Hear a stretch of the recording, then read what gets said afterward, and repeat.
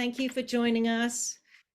I'm Kat Henry, Executive Director of Live Music Society, and I'll just do a bit of a preamble as more folks are joining us to give everybody a chance to come in from the waiting room.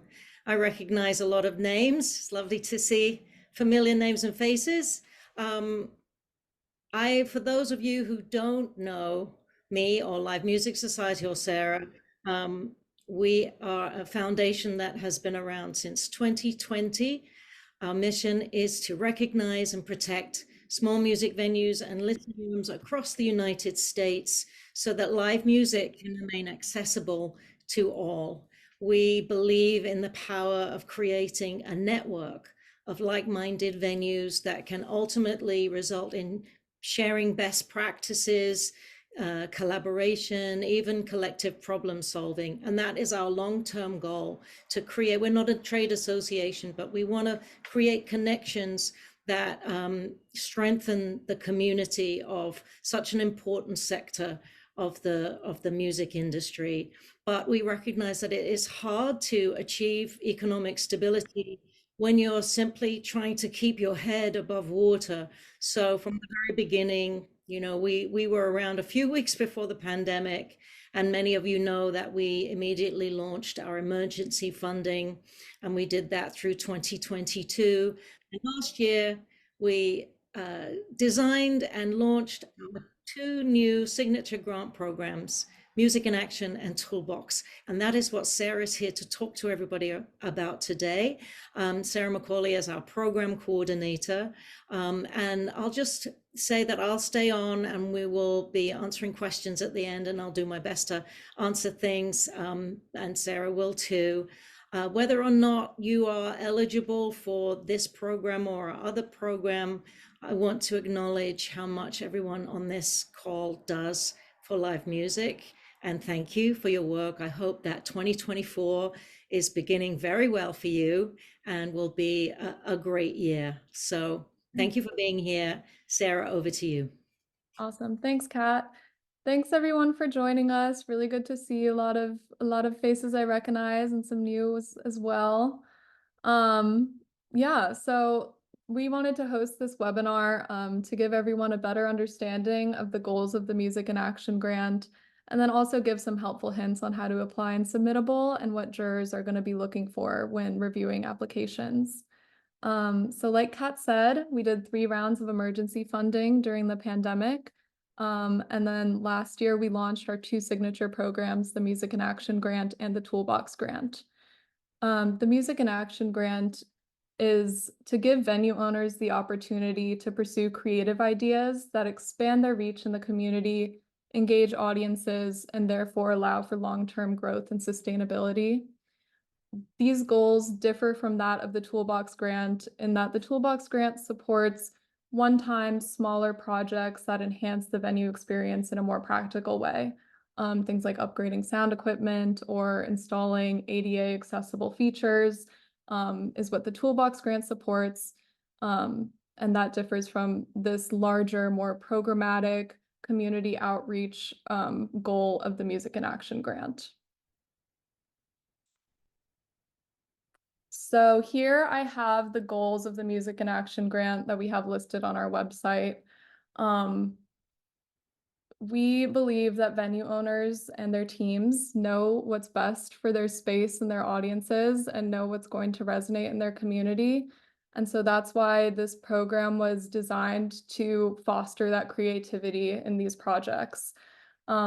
Because of that, we can't tell you exactly what's going to be successful with our jury. Every application round is judged by an independent jury. But we hope that by having you look at these goals, you're able to come to us with some exciting ideas that allow you to make that difference at your venue. You'll notice that the parameters for what you can apply for are intentionally broad to give you that freedom. But it's really important that you keep in mind that successful applicants will be able to demonstrate to the selection committee that your project will achieve some of these goals and make a really meaningful difference at your venue. Before we get into the application, like Kat said, we do want to be able to answer some questions at the end. I'll ask that you put those in the chat as I go through the presentation. We'll address what we can at the end. I do want to emphasize that for this webinar, it would be great if we could keep questions more general. Anything project specific or venue specific can be directed to grants@livemusicsociety.org. I'll have that up at the end too. There's also a really helpful FAQ page on our website that you should check out. And if anything comes up today that we believe we should add, we'll totally do that. And I also want to encourage you to sign up for our mailing list. We'll do a dedicated e-blast after this webinar to address any questions that we may not have gotten to, and you'll get more information there as well. Cool. So let's dig into the application. Applications are open now and submittable. The deadline to apply is February 15th at 11:59 p.m. Pacific time, so it's 3 a.m. Eastern time. All applications will need to go through this platform. I know some of you have applied with us before. You may already have an account, or you may need to create an account. Your progress will be saved as you go through the application. So if you need to come back, finish it up later, you can totally do that without having to restart. And then I also just want to emphasize that you should keep an eye out for notifications that come from Submittable. As after your application is submitted, if the jury has any questions or needs clarification on anything, we'll be reaching out to you through Submittable. So you'll get an email from them. You could also check back in the portal periodically to make sure that you're not missing anything. The application has 5 main sections to it and starts with eligibility. This is to make sure that your venue can apply to this grant. With the Music in Action grant, we're supporting venues in the US with a capacity of 50 to 300 in operation on or prior to January 1st, 2020. And that refers to both the physical space and the business entity. A commitment to live music as exemplified by presenting a minimum of 50 live music performances per year for an average year. And then the applicant has to manage or own the venue, or you have to be working in conjunction with the manager or owner of a venue. Venues that have not applied to LMS in the past or maybe have become newly eligible this round may be asked for proof of capacity or show volume if it's not able to be confirmed online by the vetting committee. So that is another thing that you should be looking out for on submittable notifications. There's some more information on our FAQ page about what sort of evidence we accept for those things. Next is business information. This section is just really general stuff that we need for record keeping, addresses, contact info, that kind of thing. One thing I wanted to mention in this section is you'll be prompted to link to your venue's website and social media handles. If you're able to make them clickable, it makes things a lot easier for our jury when they're navigating back and forth between applications. That brings us to the project proposal. This is the meat of the application. This is the most important thing that the jury is going to be looking at. There's 4 main questions. We also ask you to name your project. And these 4 questions correlate directly with the adjudication criteria that the jury is going to be given to be able to review these applications. So the first one is where you'll outline your project. You'll tell us what you want to do and how it'll work. If it's a recurring initiative or something you've done in the past, you can talk about prior iterations and tell us how this grant will help grow the program. If you're planning on engaging any partnerships or outside parties, this is where you'll talk about that. But here you'll really just lay the groundwork for your project. Another thing to keep in mind is that we want a lot of detail, but also be concise where possible. The jury is going to be reading a lot of applications. So just being effective with what you're saying is really, really important. Next is timeline. For this grant round, the grant period is July 1st, 2024 to June 30th, 2025.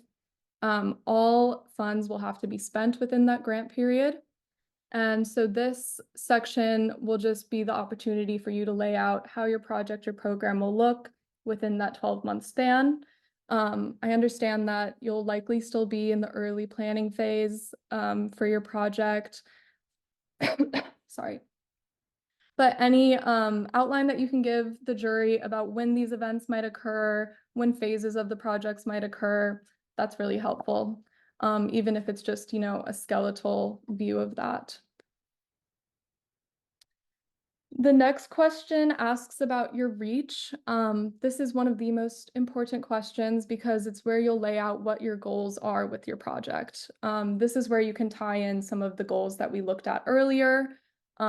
It'll depend project to project on what you're trying to do, but this is where you should emphasize why this is important to your venue, what kind of change it's going to make, and why you want to do the project in the first place. Next is impact and measurement. Jurors will want to know how you plan to see if your project was successful. It'll look different from venue to venue, from project to project. So it might be, something like increased ticket sales, attracting new audiences, keeping track of demographics. But the jury wants to see if you have a tangible plan of seeing how successful your project is. That definitely gives you some points if you are thinking that far ahead. So all these questions should enable you to give our selection committee a really full-fledged idea of what your project is, how it'll be executed, your goals, and then your plan for tracking progress. Next is our financial information section. This is where you'll be prompted to make your grant request, up to $50,000 for this grant. This is new from last year. This year, we're providing a budget template that we're asking all applicants to use. This is available on our website to download as an Excel file, and then you fill it in with anything specific to your project. So what you're seeing here is the categories that we've come up with that we believe will be fine for any project that you decide to apply for. And what you'll do is you'll add items under each of these categories to come up with your final project budget. So yeah, we're asking that all applicants use this for this round, uploaded both as an Excel and PDF file in Submittable. And then we're also asking that if your program is annual or ongoing, that you submit a previous project budget so that applicants can, or so that jurors can compare. We have a super great information sheet on how to fill this out on our website. I highly recommend that as you're filling it out, you have it up next to it. It tells you exactly what items should go under which buckets, and some other helpful hints about what juries are looking for. But I'll go through some of it quickly. So it's pretty straightforward. We have the revenue and expenses. Earned revenue is any money that's coming in as a result of your project. So whether that be ticket sales, if you're hosting classes that people are paying for, venue rentals, all of that will go in earned revenue. Contributed support is funding outside of our grant request of the Music in Action grant. So if you're applying to other grants or if you've already secured other funding, that should go there. And then you have the Music in Action grant request here. That should obviously correspond to the amount that you put in the submittable application, and that'll give you total revenue. Then under expenses, we have artist fees. That's any artist fees associated with your project. Again, we want these to be itemized. So if you're doing, separate events and you're paying separate artists, that should each have its own line, which you'll be able to do once you download this budget in Excel. Program specific expenses are any other expenses that are related to your project that aren't general operating. So if you're hiring any new personnel specifically for the project, that should go in program specific. Any new equipment, stuff like that. And then business expenses is your general operating, your overhead. That should all go under business expenses. We are capping that amount at 20%. So the amount that you put under business expenses should not be more than 20% of your Music in Action grant request. And the last section is additional information. This section is just a bit more general information about your venue. It gives a jury member a better idea of the space if they're unfamiliar with it. So you're able to talk about why you own a venue, your venue's mission, that kind of thing. You talk about genres and then any diversity and equity initiatives you have currently implemented. And then aside from a few check boxes, to confirm that you don't fall under any of the exclusions and that all the above statements are true, you're at the end of the application.